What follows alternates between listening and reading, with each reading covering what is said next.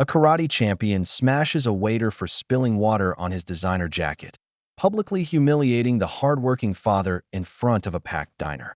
The arrogant fighter and his crew film everything, laughing as they terrorize the older man, who's just trying to make a living for his teenage daughter. But the quiet businessman sitting in the corner booth isn't just another customer. This is Steven Seagal himself. The champion has no idea he just destroyed an innocent man in front of a martial arts legend who spent decades breaking bullies with ancient warrior wisdom. While the punk flexes for his social media followers, the action star rises from his table with the deadly calm of a predator. The humiliated waiter steps back, recognizing his unexpected savior as other diners whisper in amazement. The champion's entourage keeps recording, thinking they're capturing another victory, but they're actually filming their golden boy's complete destruction. The viral footage is about to become legendary for all the wrong reasons.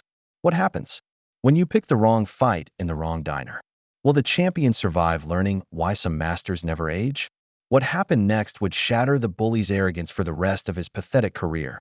Before we jump back and tell us where you're tuning in from, and if this story touches you, make sure you're subscribed, because tomorrow I've saved something extra special for you. Steven Seagal's rental car pulled into the gravel parking lot of Diane's diner, the morning sun casting long shadows across Millbrook's quiet Main Street. He checked his watch, 11:45 a.m. Perfect timing to review the Sterling Valley development reports before the lunch crowd arrived. The diner's weathered sign promised home cooking since 1987, and through the large windows, Seagal could see the organized chaos of a working kitchen. He grabbed his leather briefcase from the passenger's seat, containing environmental impact studies that would determine the fate of 300 acres of pristine woodland. A brass bell chimed as he entered, and the aroma of fresh coffee and grilled onions welcomed him. The interior held the comfortable warmth of a family business: red vinyl booths, black and white checkered floors, and walls decorated with local high school sports photos spanning decades. "Seat yourself anywhere, Han," called Diane Harper from behind the counter. She was wiping down coffee mugs with the efficient motions of someone who'd been doing this work for years. Former military, Seagal noted, observing her precise movements and the way she surveyed her domain. He chose the corner booth, with clear sight lines to both the entrance and kitchen, old habits from a life that had taught him to always know his exits. Spreading his paperwork across the worn Formica table, he opened the first environmental report as a middle-aged waiter approached. "Good morning, sir. Coffee to start." Frank DeLuca moved with quiet professionalism despite his slightly wrinkled uniform. His calloused hands spoke of years of honest labor, and when he smiled, genuine warmth reached his tired eyes. During a brief pause in conversation, Seagal noticed Frank checking his phone. The screen showed a photo of a teenage girl with Frank's same kind eyes. "Black coffee, and I'll take a look at your menu," Seagal replied. As Frank walked away, Seagal observed the lunch rush beginning to build. Regular customers called Frank by name, and despite the growing crowd, the man maintained his composure and attention to detail. This was someone who took pride in his work, no matter how others might view it. Through the window, Seagal watched a silver BMW aggressively claim 2 parking spaces. The license plate read, "Champ 1." Frank returned with coffee, and Seagal nodded his appreciation. "Turkey sandwich when you get a chance." "You got it." Frank's professionalism never wavered, even as loud voices approached the diner's entrance. The front door burst open with unnecessary force, brass bell clanging violently against the glass.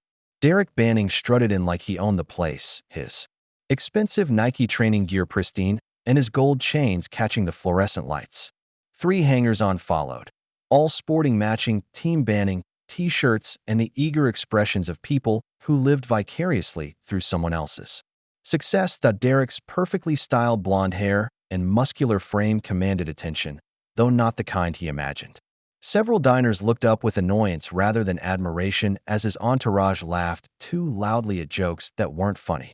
"Excuse me," Derek announced to the room, ignoring the "please wait to be seated" sign. He approached Diane at the counter with the swagger of someone accustomed to special treatment. "I need your best table now." Diane looked up from her register, maintaining her professional smile despite the obvious rudeness. "I'm sorry, but we're pretty busy right now." I can put you on the list. List? Derek's voice carried mock disbelief. Do you know who I am? He pulled out his phone, showing Diane his social media profile with its verified blue checkmark and hundreds of thousands of followers. National karate champion. I've got a major fight coming up, and I don't wait in lines. His phone buzzed constantly with notifications, comments, likes, shares from his morning workout video. Derek held it up to film himself. What's up, champions? I'm at some random diner in. He paused, looking around dismissively. Where are we? Millbrook? Anyway, about to grab some fuel before training. One of his followers recognized him from across the diner, approaching nervously for a selfie. Derek's demeanor shifted instantly to practiced charm, but the moment the fan left, his expression hardened again. So about that table, he said, pointing to a family of 4 finishing their meal. Tell them to hurry up. Diane hesitated, then reluctantly approached the family. They quickly paid and left, clearly uncomfortable with Derek's aggressive stare and his crew's pointing phones. See how easy that was, Derek said, sliding into the booth and spreading out like he was holding court. His entourage arranged themselves around him, phones ready to capture every moment of their leader's performance. Frank appeared with water glasses and menus, his professional smile intact despite the obvious tension. Hey, waiter, Derek snapped, his fingers without looking up from his phone. I need service here. Frank approached Derek's table with the practiced patience of someone who'd dealt with difficult customers before. He carried a water pitcher and glasses, maintaining his professional demeanor despite the rudeness he'd already witnessed. Good afternoon, gentlemen. I'll be your server today. Frank set down the glasses and began to pour water, his movements efficient and practiced. Derek continued live streaming to his followers, not acknowledging Frank's presence. So yeah, champions, after lunch I'm hitting the gym for some serious training. My opponent next month doesn't stand a chance. His entourage laughed on cue, encouraging their meal tickets performance. Can I start you with any appetizers? Frank asked, pulling out his order pad. Hold on, Derek said dismissively, still focused on his phone. I'm talking to my fans here. They're way more important than. He gestured vaguely at Frank without looking up. Frank waited patiently as the lunch rush intensified around them. Other customers needed attention, but Derek's table was blocking his efficient rotation through the dining room. The kitchen was backing up. Diane was juggling multiple tasks, and the noise level was rising. Sir, whenever you're ready to order, Frank began. I said hold on. Derek snapped, finally looking up with irritation. God, can't you see I'm busy? What kind of service is this? Frank excused himself to check on other tables, returning a few minutes later with the water pitcher to top off glasses. As he leaned in to fill Derek's glass, another customer squeezed past the crowded area, accidentally bumping Frank's elbow. The pitcher tilted, and approximately 2 tablespoons of water splashed onto the sleeve of Derek's $300 Nike Tech jacket. Frank immediately set down the pitcher and grabbed napkins from the table. I'm so sorry, sir. Let me help you with that. The water had left only a small wet spot on the jacket's arm, nothing that wouldn't dry completely in minutes. Derek stared at the damp fabric in complete disbelief, as if something impossible had just occurred. The casual conversation at nearby tables began to quiet as other diners sensed the sudden tension. His entourage stopped their chatter, phones automatically turning toward the developing drama. Derek slowly looked up from his sleeve to Frank's concerned face, his expression transforming from shock to cold fury. Do you have any idea? Derek said in a dangerously quiet voice that carried throughout the nearby section. Who I am? The diner's ambient noise, clinking silverware, quiet conversations, the sizzle from the kitchen, seemed to fade as attention focused on Derek's table. Derek rose slowly from his seat, his chair scraping loudly against the floor. At full height, he towered over Frank, who was still holding napkins and trying to help clean the minimal water damage. Sir, it's just water. It'll dry completely in a few minutes. I'm truly sorry. Frank reached toward the jacket again, but Derek slapped the napkins out of his hands, sending them scattering across the floor. You worthless piece of trash. Derek's voice exploded through the diner. This jacket costs more than you make in a month. Do you understand that? Frank stepped back, his face flushing with humiliation, but his voice remained steady. Sir, I understand you're upset. Let me get my manager and we can. Look at you. Derek continued his assault, encouraged by his entourage's excited filming. Pathetic old loser serving food like some kind of servant. You're nothing. A nobody. You should be grateful I even let you breathe the same air as me. The entire diner had fallen silent. Other customers looked away uncomfortably or pulled out their phones, unsure whether to intervene or simply document the spectacle. An elderly couple at a nearby table whispered disapprovingly, but Derek's size and aggressive demeanor kept everyone at a distance. Frank's hands trembled slightly as he tried to maintain his composure. Sir, I'm just trying to do my job. If you'd like to speak with, stay down where you belong. Derek shoved Frank hard in the chest with both hands. Frank stumbled backward, his arms windmilling as he tried to maintain balance. He crashed into the neighboring table, sending water glasses flying and plates clattering to the floor. A woman gasped as Frank barely caught himself from falling completely, his dignity shattered along with the broken dishes. Derek pointed down at the older man struggling to regain his footing. That's where trash like you belongs. On the ground, cleaning up messes. His crew cheered and laughed, their phones capturing every moment of Frank's humiliation. Derek turned to play for his audience, both live and digital, flexing his muscles and basking in what he perceived as dominance. Frank slowly straightened up, his face burning with shame as he began picking up pieces of broken ceramic with shaking hands. The diner remained frozen in uncomfortable silence. The only sounds Derek's heavy breathing and the quiet clink of plate fragments. In the corner booth, a chair scraped quietly against the floor. Steven Seagal rose from his corner booth with fluid grace, his movement drawing immediate attention despite its quiet nature. He walked toward the confrontation with measured steps, hands relaxed at his sides, projecting an aura of calm that seemed to lower the temperature in the room. He stopped 3 feet from Derek, close enough to be heard clearly but far enough to assess the situation. When he spoke, his voice was quiet yet somehow carried throughout the silent diner. I think you owe this man an apology. Derek whirled around to face this unexpected interruption, his eyes scanning Seagal from head to toe. He saw a middle-aged man in a business suit with long hair and a goatee, someone who clearly didn't understand the natural order of things. Who the hell are you, old man? Derek snorted, his confidence boosted by his audience of phone cameras. You want some of this too? His entourage laughed nervously, but something in Seagal's presence made them instinctively step back. The man's stillness was unnerving, like a coiled spring waiting for the right moment to release. That Seagal's expression never changed, his voice remaining conversational. The man made an honest mistake. He apologized. Now it's your turn. Derek's ego exploded at being challenged in front of his followers and the growing online audience. His face flushed red as he dropped into a fighting stance, fists raised in textbook form. Do you know who I am? I'm the national karate champion. I could break you in half, Grandpa. Seagal glanced briefly at Frank, who was still cleaning up the mess with trembling hands, then returned his attention to Derek. I can see why you'd think that. The subtle insult wasn't lost on Derek, whose carefully constructed public image couldn't tolerate disrespect. Around the diner, a few older customers began whispering among themselves. Something about Seagal's face seemed familiar, but they couldn't quite place it. Derek's training kicked in as he prepared to demonstrate his superiority. You just made the biggest mistake of your life, old man. He threw a lightning-fast jab directly at Seagal's face, the kind of technique that had won him championship after championship. His entourage cheered, already anticipating their leader's inevitable victory. Seagal's right hand moved in a small, almost casual circle, deflecting Derek's punch harmlessly past his head while simultaneously stepping forward into the younger man's guard. The movement was so subtle that some onlookers weren't sure what had happened. Derek's eyes widened in surprise, but his training took over.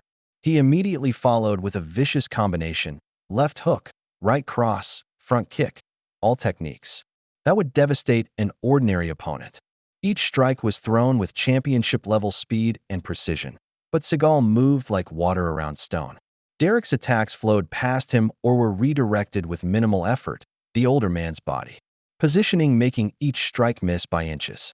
He never countered, never struck back, simply neutralized Derek's offense with subtle parries and perfectly timed footwork. Stand still and fight, Derek shouted, Growing frustrated as his best techniques accomplished nothing, sweat began beading on his forehead as he threw increasingly wild combinations, his technical precision deteriorating with each failed attempt. The diner patrons watched in stunned silence as the national karate champion's attacks seemed to have no effect whatsoever on his older opponent. Phones captured every moment as Derek's confidence visibly cracked. Seagal caught Derek's next punch by the wrist, his grip gentle but immovable. In one fluid motion that seemed to defy physics, he stepped closer and used Derek's own forward momentum against him. Applying subtle pressure to the young man's elbow and shoulder, Seagal lifted Derek off balance. Time seemed to slow as Derek found himself airborne, his body following a perfect arc over Seagal's hip. The aikido throw was executed with such precision that Derek crashed through two empty tables like a guided missile, chairs scattering in all directions. Derek lay stunned among the wreckage, his expensive training gear torn and dirty, unable to process what had just happened. The entire encounter had lasted less than 15 seconds, yet it felt like his world had been turned upside down. His entourage stood frozen, phones still recording, but their expressions shifted from excitement to shock. The sound of Derek's impact echoed through the silent diner like a thunderclap. Seagal straightened his suit jacket and walked calmly toward Frank, extending his hand to help him up. "Are you hurt?" Seagal asked quietly, his voice carrying genuine concern as Frank took his offered hand. "No, sir. Thank you." Frank's voice carried amazement and gratitude in equal measure. He brushed debris from his uniform, his hands no longer shaking as he processed what had just witnessed. Seagal began helping Frank collect the scattered dishes and napkins, his actions matter-of-fact despite the extraordinary display everyone had just witnessed. Other diners remained frozen, unsure how to react to what they'd seen. Diane approached cautiously from behind the counter, studying Seagal's face with growing recognition. "Excuse me," she said quietly, "but are you?" Before she could finish, an elderly customer at the counter spoke up with excitement. "That's Steven Seagal. I'd recognize those moves anywhere. Haven't seen aikido like that since Above the Law." The name spread through the diner like wildfire. Whispered conversations suddenly animated as customers realized they'd witnessed a celebrity encounter. Steven Seagal, that's really him. The movie star, Derek's entourage overheard and frantically began Googling on their phones, their excitement building as they confirmed the identity. They'd just filmed a legendary action star in real combat, and the footage was already uploading to every social media platform they could access. Derek finally struggled to his feet among the broken furniture, his bravado completely shattered. He looked around at the staring faces and recording phones, the reality of his situation hitting him like a second blow. The video of his humiliation would be everywhere within hours, his reputation destroyed by a man old enough to be his father. Frank stared at Seagal with newfound respect and disbelief. "Mr. Seagal, I can't thank you enough for what you did." Seagal simply nodded, his expression unchanged. Every person deserves respect for honest work. He helped stack the broken plates, treating Frank as an equal despite the celebrity revelation. Derek limped toward the exit, his entourage trailing behind while frantically managing their social media feeds. He paused at the door, turned back toward Seagal with murder in his eyes, but found no words.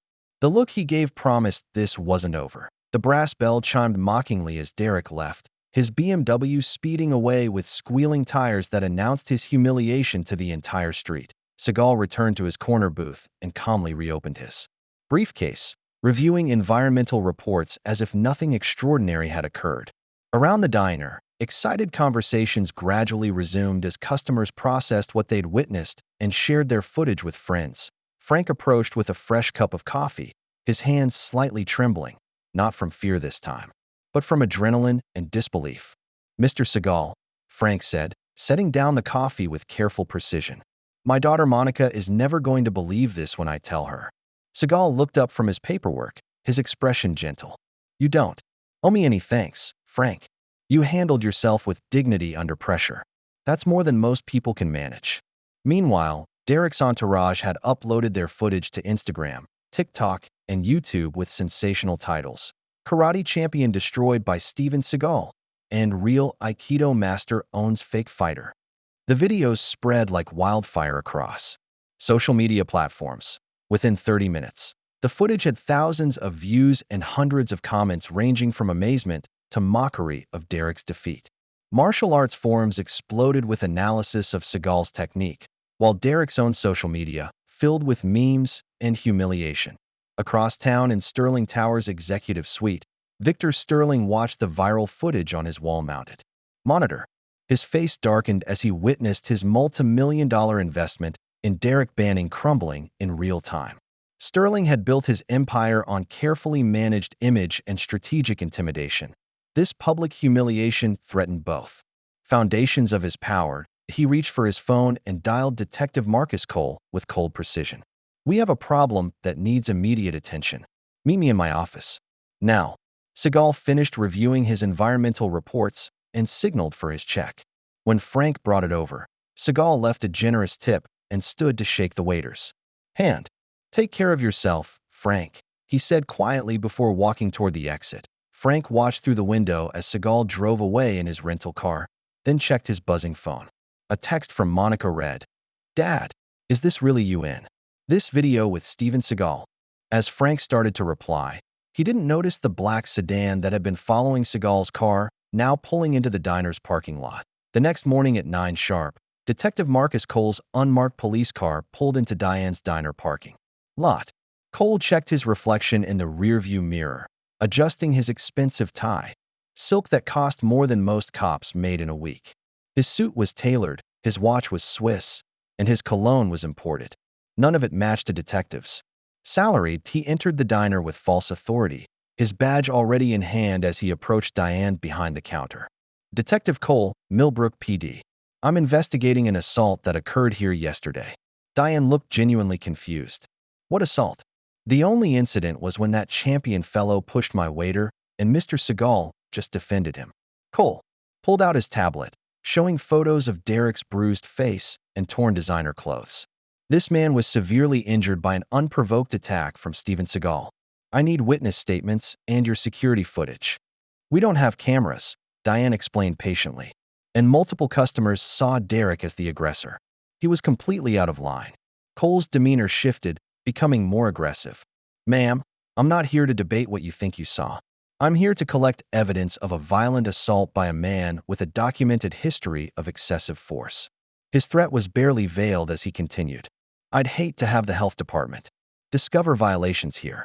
Fire safety issues, tax irregularities. These old buildings always have problems when inspectors look closely." Diane's face paled as she understood the implications. Her life's work hung in the balance of this corrupt cop's demands. Frank arrived for his morning shift during this conversation, immediately sensing trouble when he saw Cole's badge and Diane's stricken expression. "Frank DeLuca, I presume," Cole said, studying him like a specimen. "We'll be talking very soon about your version of yesterday's events." Cole handed Diane his business card with theatrical authority. "I'll be back this afternoon for those witness statements. I strongly suggest you reconsider your story about what really happened here." As Cole walked toward his car, he made a pointed show of photographing the diner's exterior, documenting everything for his investigation. That afternoon at 3:15, Monica DeLuca walked out of Millbrook High School with her best friend Jenny, her backpack heavy with homework, but her spirits high.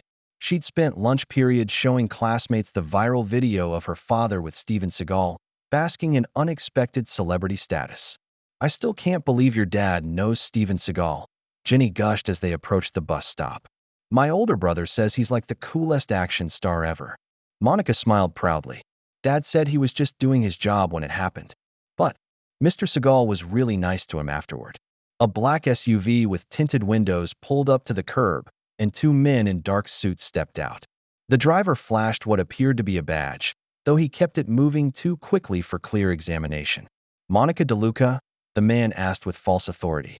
"We're investigating the incident at your father's workplace yesterday. We need to ask you a few questions." Monica's instincts immediately screamed danger. These men didn't feel like real police. Their suits were too expensive, their movements too predatory. "I don't have to talk to you without my father present," she said, pulling Jenny backward. "Where does your father live? What's his work schedule? Has he been contacted by Steven Seagal since yesterday?" The questions came rapid-fire, invasive, and threatening. Come on, Jenny, Monica said firmly, turning to walk away. But the men followed, their footsteps echoing on the sidewalk behind the frightened teenagers. Monica pulled out her phone and speed-dialed her father. Dad, some men claiming to be police are following me and Jenny. They're asking weird questions about you and Mr. Seagal. Frank's voice was immediately tense. Where are you? Bus stop near school. They just got back in their car, but they're still watching us. Go straight home and lock the door. Don't let anyone in until I get there. That evening, Frank returned to their one-bedroom apartment to find the front door slightly ajar. His heart hammered as he pushed it open, calling Monica's name. The apartment had been searched, furniture moved, drawers opened, papers scattered, but nothing appeared stolen. Monica emerged from her hiding spot in the bathroom closet, tears streaming down her face. The next morning at 7, Frank and Monica returned to their apartment building to find Steven Seagal waiting in the modest lobby, calmly reading a newspaper. He wore jeans and a dark jacket, looking more approachable than the businessman from the diner. We need to talk, Seagal said quietly, folding his paper as they approached Frank's apartment. Seagal examined the signs of the break-in with professional thoroughness, noting details Frank had missed. He checked window locks, studied the pattern of disturbed items, and ran his fingers along surfaces for fingerprints. They were looking for something specific, Seagal concluded.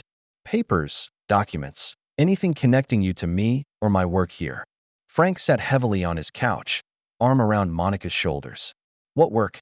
You're an environmental consultant, right? Seagal's expression grew serious. I've been investigating Victor Sterling's business empire for the EPA. His development projects consistently violate environmental regulations, but somehow the inspections always come back clean. There's a pattern of bribed officials and falsified reports. Monica looked confused. Who's Victor Sterling? Derek Banning's primary sponsor, Seagal explained. Sterling doesn't just fund Derek's career. He uses the champion's celebrity status to distract from illegal activities. Tournament betting, money laundering, tax evasion. Derek's just the shiny public face. Frank's voice was strained. So the incident at the diner threatened to expose Sterling's operation. A humiliated Derek can't maintain his celebrity status, which means Sterling's cover is blown. Now your liabilities who witnessed his golden boy's destruction. Monica moved closer to her father, fear evident in her young face. What does that mean for us? Seagal's expression softened as he looked at the frightened teenager. It means powerful people want to ensure yesterday never happened. They'll escalate until you're no longer problems. Frank stood up, frustration boiling over. I just want to work and raise my daughter peacefully. We don't want any part of this. I understand, Seagal said gently. But sometimes peace requires standing up to bullies with power. He handed Frank a basic cell phone. My number's programmed in. Call me if anything else happens. Don't go anywhere alone, and trust no one in authority until this is resolved. The next morning, Diane arrived at her diner at 6 to find a city inspector's notice taped to her front door. Immediate inspection required. Multiple violations reported. Her hands shook as she read the official letterhead demanding her immediate presence. By 9 a.m., the coordinated assault on her business was in full swing. Building inspectors discovered structural issues requiring expensive emergency repairs. The health department found contamination concerns demanding complete kitchen sanitization. Fire safety officials identified emergency exit deficiencies, requiring immediate contractor work. Each inspector carried official paperwork and demanded payments to expedite permits. The corruption was blatant but bureaucratically legal. They were destroying her business through regulation rather than force. Ma'am, this grease trap violation alone could shut you down, the health inspector said with false sympathy. Of course, if you could see your way to expediting the inspection fee, Diane's food suppliers began calling with identical explanations. Scheduling conflicts prevented deliveries to her location. Her bank called about irregularities with her business loan, threatening immediate payment of the full balance by noon. She was forced to hang a handwritten sign that broke her heart. Closed pending repairs. Diane sat alone in her empty diner, surrounded by violation notices and bills she couldn't pay. 20 years of building her dream was being systematically destroyed by forces she couldn't fight through normal channels. She tried calling Frank, but his phone went straight to voicemail. Through her window, She could see other businesses operating normally while hers remained shuttered. Her laptop chimed with an email from her insurance company. Policy review required due to reported safety violations. Even her coverage was being threatened. The brass bell chimed as someone tried the locked door. Frank's face appeared at the window, his expression showing he understood exactly what was happening. The war had expanded beyond just him. Sterling was punishing everyone who'd supported him or refused to fabricate evidence against Seagal. Frank knocked gently, and Diane unlocked the door with tears in her eyes. "They're destroying everything I've built," she whispered. "I know," Frank said simply. "It's my fault for not backing down." Outside, neither of them noticed the surveillance van parked across the street, its occupants photographing everyone who approached the closed diner. At 11:30 p.m., Tony Ricci sat in a black van outside Frank's apartment building, studying blueprints on his tablet. Four armed mercenaries waited in tactical gear, their faces hidden behind night vision goggles. Ricci's weathered features showed the cold calculation of a man who'd eliminated problems for Sterling before. Third floor, apartment 3B, Ricci briefed his team. Father and daughter, both civilians. Make it look like a break-in gone wrong. Robbery. Struggle, unfortunate casualties. No witnesses, no survivors. His men nodded with professional detachment. They'd done this type of work before, cleaning up loose ends for wealthy clients who preferred permanent solutions to temporary problems. The team moved through the apartment building's basement, accessing it through the parking garage service. Entrance. Their plan was methodical. Enter Frank's apartment through the maintenance shaft, stage evidence of forced entry, and eliminate both targets before disappearing into the night. However, Steven Seagal had been watching the building since. Darkness fell. From his position in the shadows across the street, he'd observed the surveillance van's arrival and recognized the pattern of a professional hit squad preparing for action. As Ricci's team reached the third floor through the stairwell, they found the hallway lights had been systematically disabled. Moving in darkness with night vision equipment, they approached Frank's apartment door, only to discover it standing open and empty. Seagal had moved Frank and Monica to safety hours earlier, anticipating this exact scenario.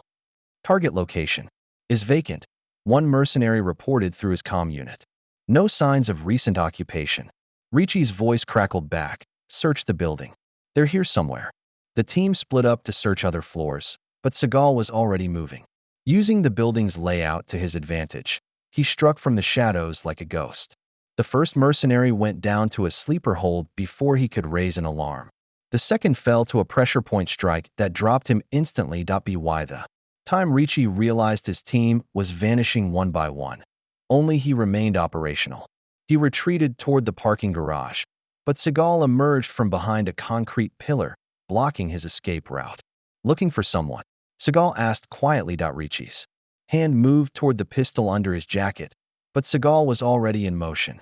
An aikido wrist throw sent the weapon skittering across the concrete floor, the metallic sound echoing through the empty garage. Ricci immediately pulled a combat knife from his boot, dropping into a military fighting stance that spoke of serious training.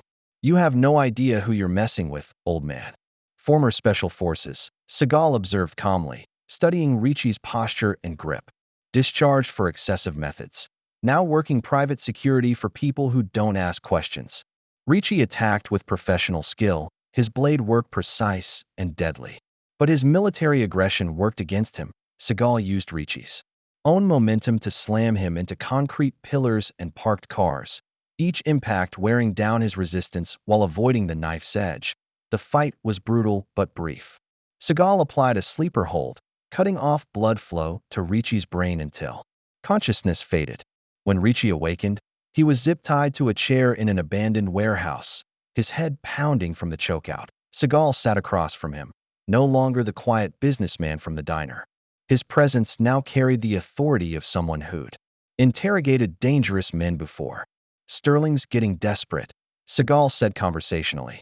"Sending a hit squad after a waiter and his teenage daughter. That's not just criminal, it's sloppy." Through methodical psychological pressure and the implied threat of further violence, Seagal extracted the truth. Ricci revealed Sterling's money laundering operation in detail, using Derek's tournament victories to manipulate betting odds. moving millions in illegal profits through fake gambling schemes. The kid's celebrity status provides perfect cover, Ricci explained, his voice hoarse.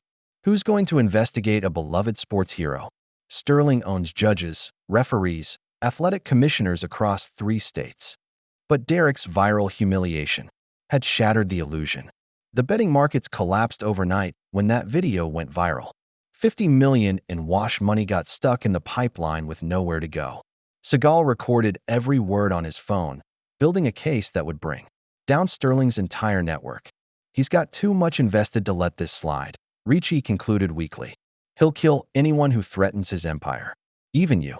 Seagal left Ricci tied up and called in an anonymous tip to honest FBI agents, providing the warehouse location and evidence of the attempted murder. The next morning at 8, Seagal met FBI agent Patricia Barnes at a coffee shop across town. Barnes appeared professional and trustworthy, her credentials checking out when Seagal had researched her background. The night before, she wore a conservative business suit and carried herself with federal authority. Agent Barnes, Seagal said, sliding into the booth across from her. Thank you for meeting on short notice. Mr. Seagal, I've been following your environmental work with interest. When you mentioned Sterling's name, it got our attention immediately. Seagal shared Ricci's recorded confession and his own evidence of Sterling's corruption network. Barnes took detailed notes, asking intelligent follow-up questions that demonstrated genuine knowledge of financial crimes. We've been building a case against Sterling for months, Barnes explained. Money laundering, tax evasion, public corruption. But we needed insider testimony to make arrests stick. Your evidence could be the breakthrough we've been waiting for. She outlined the FBI's plan. Frank and Monica would be taken into protective custody at a federal safe house while the investigation proceeded. Sterling's arrest warrant was already being prepared, and grand jury testimony would begin within days. The important thing is keeping your witnesses alive until we can get Sterling and his network in custody, Barnes said. These people have killed to protect their operation before. For the first time since the diner incident, Seagal felt optimistic about resolving the situation through proper legal channels rather than vigilante action. Justice through the system was always preferable to personal vengeance. Barnes provided Seagal with an address for tomorrow's grand jury preparation meeting and assured him that Sterling's days of freedom were numbered. Federal agents would collect Frank and Monica within hours. Mr. Sterling has no idea we're closing in, Barnes said confidently. By this time tomorrow, his entire organization will be in federal custody. They shook hands, and Seagal watched Barnes drive away in an official government vehicle.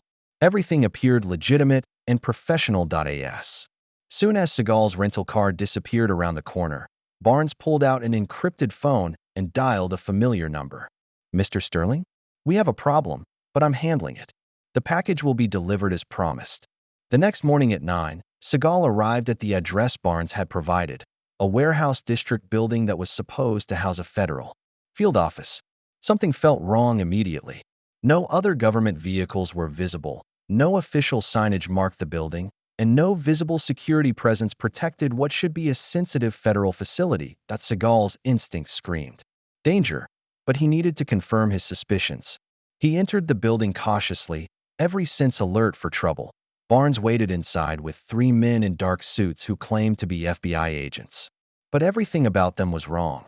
Their body language resembled military contractors more than federal law enforcement.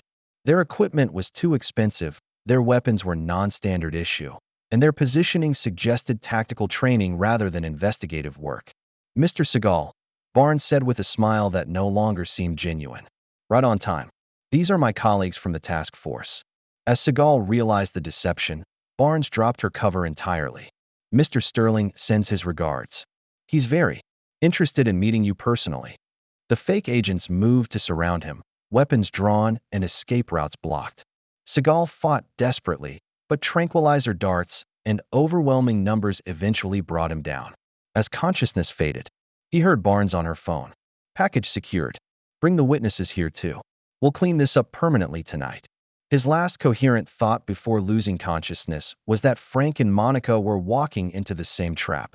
Seagal awakened hours later in a larger warehouse facility, zip-tied to a chair with his head pounding from the drugs. Through blurred vision, he could see Frank and Monica tied up nearby, both unconscious but breathing. The sound of expensive shoes echoed across concrete as Victor Sterling approached, flanked by armed guards and surveillance equipment. The billionaire was impeccably dressed despite the warehouse setting, his silver hair perfectly styled and his cold eyes studying Seagal like a problem to be solved. "Welcome to the end of your investigation, Mr. Seagal," Sterling said with corporate politeness. "I'm afraid your environmental consulting days are over." Behind him, Barnes stood with her federal credentials replaced by Sterling's private security badge, her true allegiance finally revealed. Victor Sterling circled Seagal's chair like a predator studying wounded prey. At 60, Sterling carried himself with the cold confidence of a man who had eliminated many obstacles to his empire. Armed mercenaries positioned themselves strategically around the vast warehouse space, their weapons trained on the three captives. "You cost me $50 million with that little stunt in the diner," Sterling explained, his voice carrying corporate politeness that made his words more chilling. "Derek Banning wasn't just my sponsored athlete. He was the centerpiece of a very sophisticated financial operation." Sterling detailed his money laundering scheme with obvious pride. Derek's tournament victories had been carefully orchestrated through bribed judges and corrupted officials. Betting markets manipulated, odds fixed, millions in dirty money washed clean through fake gambling operations across multiple states. "The beauty was Derek's genuine skill," Sterling continued. "He really could fight, so the victories looked authentic. His celebrity status provided perfect cover. Who investigates a beloved sports hero? But the viral humiliation had destroyed everything overnight.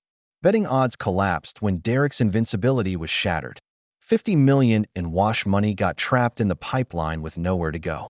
Sterling's entire network was exposed to scrutiny they couldn't survive. Frank and Monica had never been truly safe. Barnes had been feeding Sterling information since the beginning, using the FBI's resources to track and corner them. The federal safe house was Sterling's idea, gathering all the witnesses in one convenient location. "Your deaths will be quite tragic," Sterling explained clinically. "Jealous father murders daughter and himself after losing his job and dignity.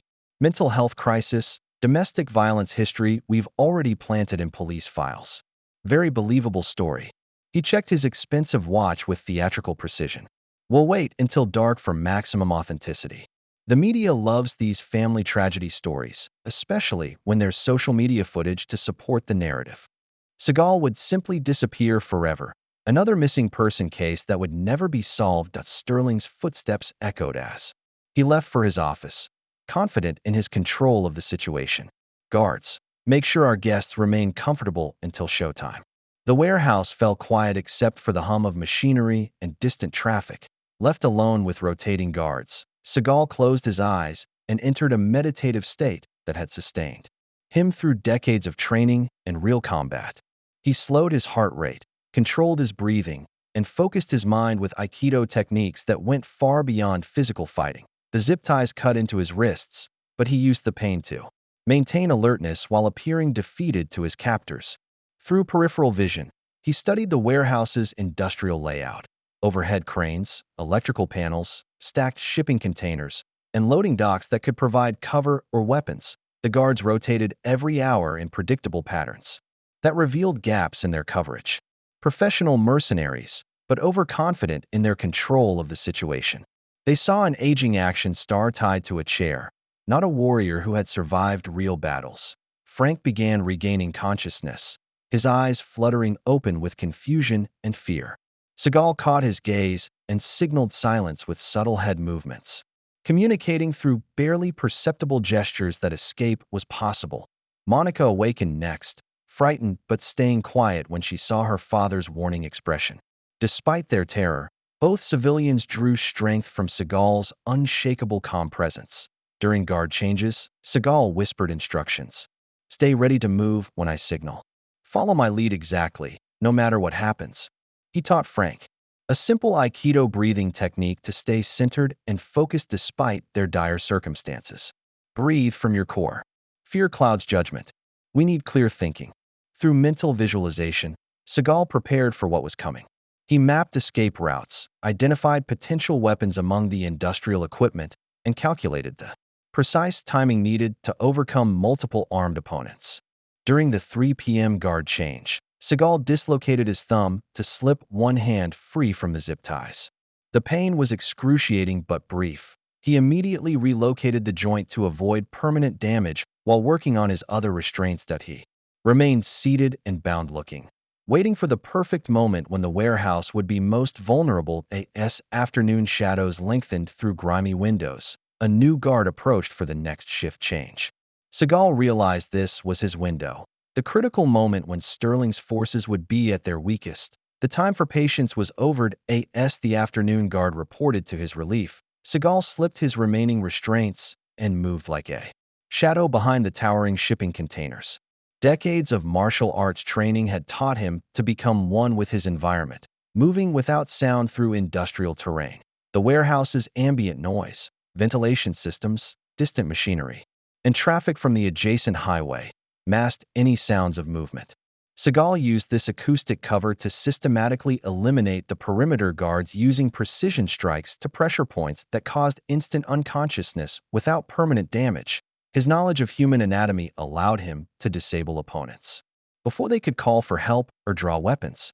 Each takedown was swift and silent, reducing Sterling's forces one by one while dragging unconscious bodies into dark corners.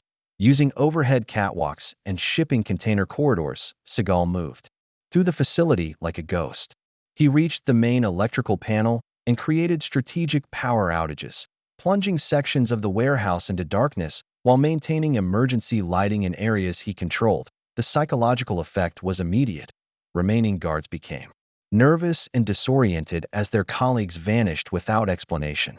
Radio chatter increased as they tried to maintain contact with missing team members. Seagal positioned himself above the final two guards near Frank and Monica, crouched on a catwalk 20 feet overhead. He could hear their nervous conversation as they realized something was wrong. Where the hell is Rodriguez? He was supposed to check in 10 minutes ago. Radio's been quiet too long. Something's not right.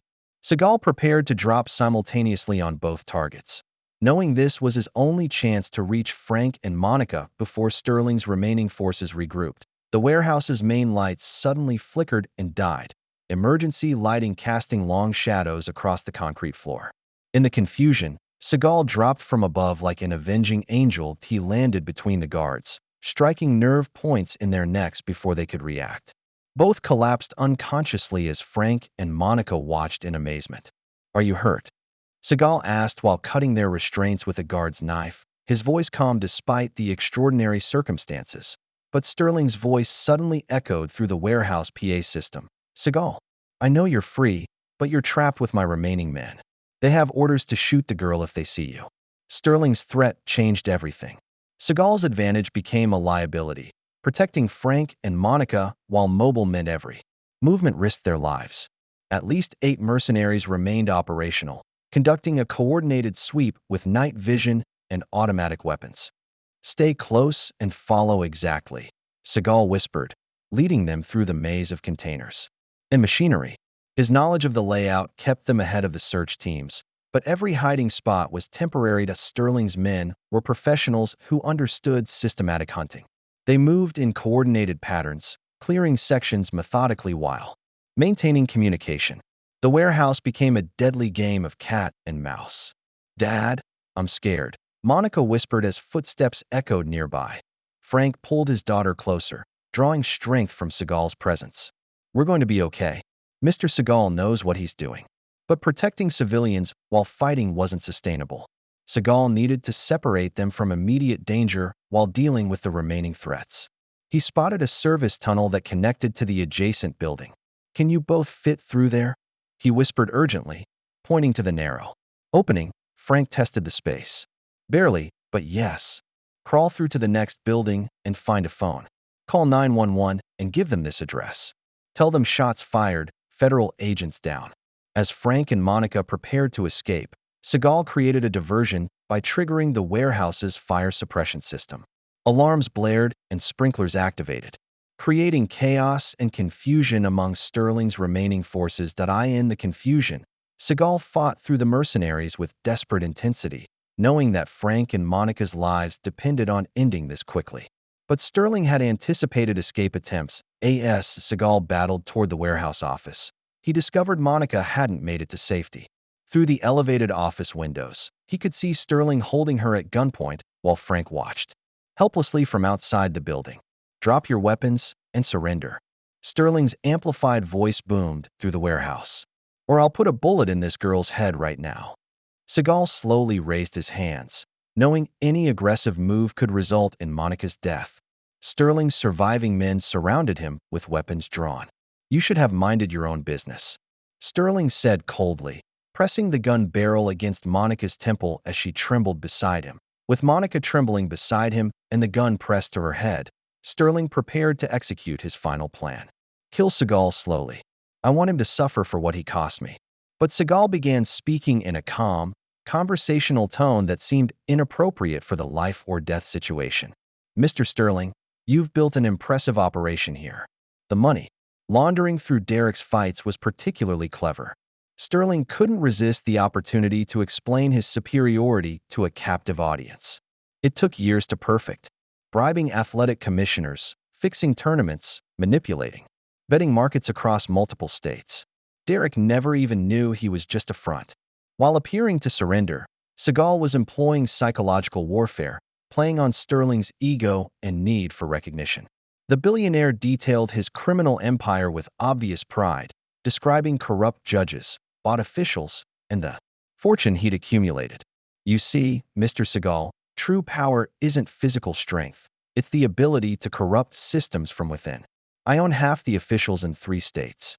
As Sterling talked, Seagal subtly shifted his position using aikido principles of balance and timing. He studied the exact angle of the gun barrel, Monica's position, and the office layout while maintaining eye contact with Sterling. The beauty was that Derek's victories looked authentic because he really could fight, until you destroyed that illusion with your little demonstration. When Sterling reached the climax of his monologue, Seagal moved with lightning speed, not toward Sterling, but creating a specific sound and movement that caused Sterling to instinctively turn his head. For a split second, in that moment, Monica dropped to the floor exactly as Seagal had taught her through eye contact, and Seagal launched himself across the warehouse space in a spectacular leap that carried him to the office level, his hand clamped down on Sterling's gun wrist just as the weapon fired harmlessly into the ceiling. In one fluid motion, he applied an aikido wrist lock that forced Sterling to drop the gun while simultaneously positioning him as a human shield. "Tell your men to stand down," Seagal whispered in Sterling's ear, "or I'll demonstrate what real power looks like." Sterling's remaining mercenaries hesitated, unsure whether to risk shooting through their employer to hit Seagal. "Your boss can't pay you if he's unconscious," Seagal called out to the hesitating mercenaries. "Drop your weapons and walk away, or join him on the floor." Sterling's men wavered, their loyalty to money conflicting with professional survival instincts. This moment of uncertainty was all Seagal needed. He applied pressure to Sterling's carotid artery, cutting off blood flow just enough to make him lose consciousness without permanent damage. As Sterling collapsed, Seagal used his body as cover while diving toward Monica, sweeping her to safety behind steel office furniture. The mercenaries opened fire, but their shots went wide in the chaos and confusion. Frank, watching from outside, had already called 911 on the burner phone Seagal had given him. Police sirens wailed in the distance as backup finally approached. Seagal systematically eliminated the remaining mercenaries using the office environment as his weapon. He threw chairs to distract opponents, used desk corners for cover, and employed improvised weapons with devastating effectiveness. His decades of martial arts training culminated in a final display of controlled violence. Each strike was precisely calculated, enough force to neutralize threats without permanent injury. Seagal's philosophy remained consistent even in life-or-death combat, that a mercenary rushed the office with an assault rifle, but Seagal used an aikido throw to send him crashing through the office window. Another tried to flank from the catwalk, only to find himself disarmed and unconscious from a pressure point strike. The warehouse fell silent except for approaching sirens and Sterling's groaning as he regained consciousness. Seagal checked on Monica, who was shaken but physically unharmed. "Your father's waiting outside," he said gently, helping her to her feet. "This is over now. Police cars surrounded the building as federal agents, real ones this time, burst through the main entrance. They found a warehouse full of unconscious mercenaries, Sterling zip-tied to his own chair, and overwhelming evidence of his criminal empire. Agent Barnes was arrested trying to flee through the back exit, her federal credentials worthless against the mountain of evidence Seagal had compiled. Sterling looked up at Seagal with hatred and disbelief. "You have no idea who you're dealing with. I own people you can't even imagine." "Not anymore," Seagal replied quietly, watching the billionaire being led away in handcuffs. "Your empire just became evidence." 2 weeks later, the afternoon sun streamed through the windows of Diane's diner as the lunch rush reached its peak. The closed sign had been replaced with "under new management." Diane had partnered with a community investment group to rebuild and expand her business stronger than before. Frank worked his shift with renewed confidence, serving customers who now knew him as the man who'd helped bring down a criminal empire. His uniform was new, his shoulders straight, and his smile genuine as he moved between tables with practiced efficiency. The FBI's investigation had used Seagal's evidence to dismantle Sterling's entire operation. Derek Banning, facing federal charges for money laundering and racketeering, had publicly apologized to Frank in a televised statement that went viral for different reasons than his original humiliation. "I want to apologize to Frank DeLuca and his family for my inexcusable behavior," Derek had said, his arrogance completely broken. "I allowed my ego and entitlement to blind me to basic human decency." Mr. DeLuca deserved respect, not abuse. Derek was banned from professional competition permanently and faced significant prison time. His sponsors had fled, his endorsements canceled, and his social media accounts deactivated in shame. Victor Sterling received a 25-year federal sentence for racketeering, corruption, conspiracy, and attempted murder. Detective Cole and Agent Barnes were serving their own prison terms for their roles in the conspiracy. Monica had become something of a local celebrity at school, proudly telling the story of how Steven Seagal had saved her family. More importantly, she'd started taking martial arts classes, inspired by the principles of respect and self-defense she'd witnessed firsthand. "It's not about fighting," she'd tell her friends. "It's about having the strength to protect people who can't protect themselves." Frank approached the corner booth where Seagal sat finishing his environmental report, the same project that had brought him to Millbrook originally. The Sterling Valley development had been permanently blocked due to environmental violations uncovered during the investigation. "This one's on the house," Frank said, setting down fresh coffee. "Forever." Seagal looked up from his paperwork and shook his head with a slight smile. "That's not necessary, Frank. You earned your respect through your own character, not through what happened to you." Seagal closed his briefcase and stood, leaving money for his meal plus his usual generous tip despite Frank's protests. The environmental consulting work was complete, Sterling's development project permanently blocked, and the pristine woodland preserved for future generations. "Take care of yourself and that daughter of yours," Seagal said, shaking Frank's hand. With genuine warmth, Frank's grip was firm, his eyes clear. "Mr. Seagal, I can never thank you enough for what you did for us. You gave us our lives back. You never lost your dignity, Frank. I just helped others recognize it." As Seagal walked toward the exit, other customers nodded respectfully. Word had spread throughout Millbrook about what had really happened, and the quiet hero who'd protected one of their own had earned lasting gratitude. Through the large windows, Frank and Monica watched Seagal drive away in his rental car, returning to whatever mission called him next. His work in Millbrook was finished, but his impact would last forever. Monica, now wearing a white belt from her martial arts classes, stood beside her father with new confidence. "Dad, do you think we'll ever see him again?" Frank smiled, remembering Seagal's quiet wisdom and unshakable principles.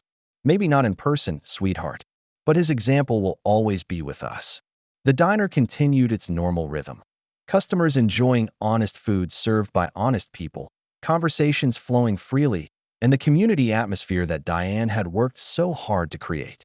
But everyone inside knew they'd witnessed something special. They'd seen a reminder that true heroes still existed in the world, protecting those who couldn't protect themselves. They'd learned that real strength came from character, not just physical prowess, and that standing up for what's right sometimes required extraordinary courage. The brass bell chimed gently as the front door closed behind another satisfied customer. Frank returned to his work with renewed purpose, carrying himself with the dignity that had attracted a legend's protection and friendship that eye in the corner. Booth where it all began. A folded napkin bore a simple message in Seagal's handwriting. Respect is earned through character, not demanded through fear. The lesson would endure long after the hero had moved on to his next mission. With Monica trembling beside him and the gun pressed to her head, Sterling prepared to execute his final plan. Kill Seagal slowly. I want him to suffer for what he cost me. But Seagal began speaking in a calm, conversational tone that seemed inappropriate for the life or death situation. Mr. Sterling, you've built an impressive operation here. The money laundering through Derek's fights was particularly clever. Sterling couldn't resist the opportunity to explain his superiority to a captive audience. It took years to perfect. Bribing athletic commissioners, fixing tournaments, manipulating betting markets across multiple states. Derek never even knew he was just a front. While appearing to surrender, Seagal was employing psychological warfare, playing on Sterling's ego and need for recognition. The billionaire detailed his criminal empire with obvious pride, describing corrupt judges, bought officials, and the fortune he'd accumulated. You see, Mr. Seagal, true power isn't physical strength. It's the ability to corrupt systems from within. I own half the officials in 3 states. As Sterling talked, Seagal subtly shifted his position using aikido, principles of balance and timing. He studied the exact angle of the gun barrel, Monica's position, and the office layout while maintaining eye contact with Sterling. The beauty was that Derek's victories looked authentic because he really could fight, until you destroyed that illusion with your little demonstration. When Sterling reached the climax of his monologue, Seagal moved with lightning speed, not toward Sterling, but creating a specific sound and movement that caused Sterling to instinctively turn his head. For a split second, in that moment, Monica dropped to the floor exactly as Seagal had taught her through eye contact. And Seagal launched himself across the warehouse space in a spectacular leap that carried him to the office level. His hand clamped down on Sterling's gun wrist just as the weapon fired harmlessly into the ceiling. In one fluid motion, he applied an aikido wrist lock that forced Sterling to drop the gun while simultaneously positioning him as a human shield. Tell your men to stand down, Seagal whispered in Sterling's ear, or I'll demonstrate what real power looks like. Sterling's remaining mercenaries hesitated, unsure whether to risk shooting through their employer to hit Seagal. Your boss can't pay you if he's unconscious, Seagal called out to the hesitating mercenaries. Drop your weapons and walk away, or join him on the floor. Sterling's men wavered, their loyalty to money conflicting with professional survival instincts. This moment of uncertainty was all Seagal needed. He applied pressure to Sterling's carotid artery, cutting off blood flow just enough to make him lose consciousness without permanent damage. As Sterling collapsed, Seagal used his body as cover, while diving toward Monica, sweeping her to safety behind steel office furniture. The mercenaries opened fire, but their shots went wide in the chaos and confusion. Frank, watching from outside, had already called 911 on the burner phone Seagal had given him. Police sirens wailed in the distance as backup finally approached. Seagal systematically eliminated the remaining mercenaries using the office environment as his weapon.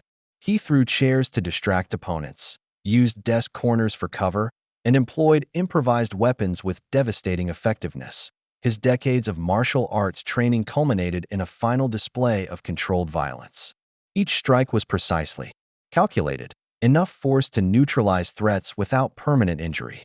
Seagal's philosophy remained consistent even in life-or-death combat, that a mercenary rushed the office with an assault rifle, but Seagal used an aikido throw to send him crashing through the office window. Another tried to flank from the catwalk, only to find himself disarmed and unconscious from a pressure point strike. The warehouse fell silent except for approaching sirens and Sterling's groaning as he regained consciousness. Seagal checked on Monica, who was shaken but physically unharmed. Your father's waiting outside, he said gently, helping her to her feet. This is over now. Police cars surrounded the building as federal agents, real ones this time, burst through the main entrance. They found a warehouse full of unconscious mercenaries, Sterling zip-tied to his own chair, and overwhelming evidence of his criminal empire. Agent Barnes was arrested trying to flee through the back exit, her federal credentials worthless against the mountain of evidence Seagal had compiled. Sterling looked up at Seagal with hatred and disbelief. "You have no idea who you're dealing with. I own people you can't even imagine." "Not anymore," Seagal replied quietly, watching the billionaire being led away in handcuffs. "Your empire just became evidence." 2 weeks later, the afternoon sun streamed through the windows of Diane's diner as the lunch rush reached its peak. The closed sign had been replaced with "under new management." Diane had partnered with a community investment group to rebuild and expand her business stronger than before. Frank worked his shift with renewed confidence, serving customers who now knew him as the man who'd helped bring down a criminal empire. His uniform was new, his shoulders straight, and his smile genuine as he moved between tables with practiced efficiency. The FBI's investigation had used Seagal's evidence to dismantle Sterling's entire operation. Derek Banning, facing federal charges for money laundering and racketeering, had publicly apologized to Frank in a televised statement that went viral for different reasons than his original humiliation. "I want to apologize to Frank DeLuca and his family for my inexcusable behavior," Derek had said, his arrogance completely broken. "I allowed my ego and entitlement to blind me to basic human decency." Mr. DeLuca deserved respect, not abuse. Derek was banned from professional competition permanently and faced significant prison time. His sponsors had fled, his endorsements canceled, and his social media accounts deactivated in shame. Victor Sterling received a 25-year federal sentence for racketeering, corruption, conspiracy, and attempted murder. Detective Cole and Agent Barnes were serving their own prison terms for their roles in the conspiracy. Monica had become something of a local celebrity at school, proudly telling the story of how Steven Seagal had saved her family. More importantly, she'd started taking martial arts classes, inspired by the principles of respect and self-defense she'd witnessed firsthand. "It's not about fighting," she'd tell her friends. "It's about having the strength to protect people who can't protect themselves." Frank approached the corner booth where Seagal sat finishing his environmental report, the same project that had brought him to Millbrook originally. The Sterling Valley development had been permanently blocked due to environmental violations, uncovered during the investigation. "This one's on the house," Frank said, setting down fresh coffee. "Forever." Seagal looked up from his paperwork and shook his head with a slight smile. "That's not necessary, Frank. You earned your respect through your own character, not through what happened to you." Seagal closed his briefcase and stood, leaving money for his meal plus his usual generous tip despite Frank's protests.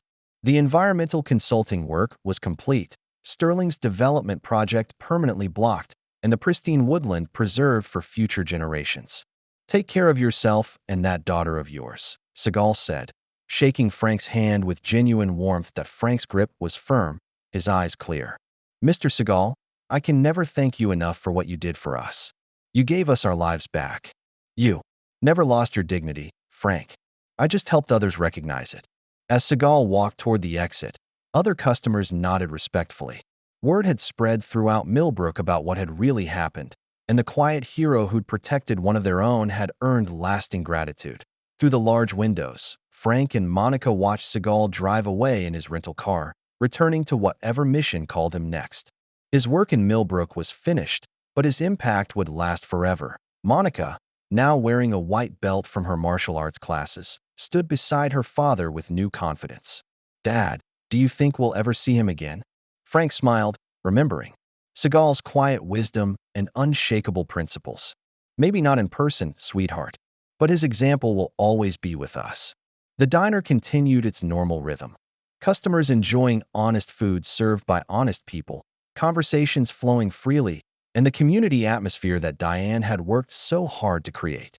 But everyone inside knew they'd witnessed something special. They'd seen a reminder that true heroes still existed in the world, protecting those who couldn't protect themselves. They'd learned that real strength came from character, not just physical prowess, and that standing up for what's right sometimes required extraordinary courage. The brass bell chimed gently as the front door closed behind another satisfied customer. Frank returned to his work with renewed purpose. carrying himself with the dignity that had attracted a legend's protection and friendship. In the corner booth where it all began, a folded napkin bore a simple message in Seagal's handwriting. Respect is earned through character, not demanded through fear. The lesson would endure long after the hero had moved on to his next mission. If you like the story, please watch another story on our channel and subscribe to the channel.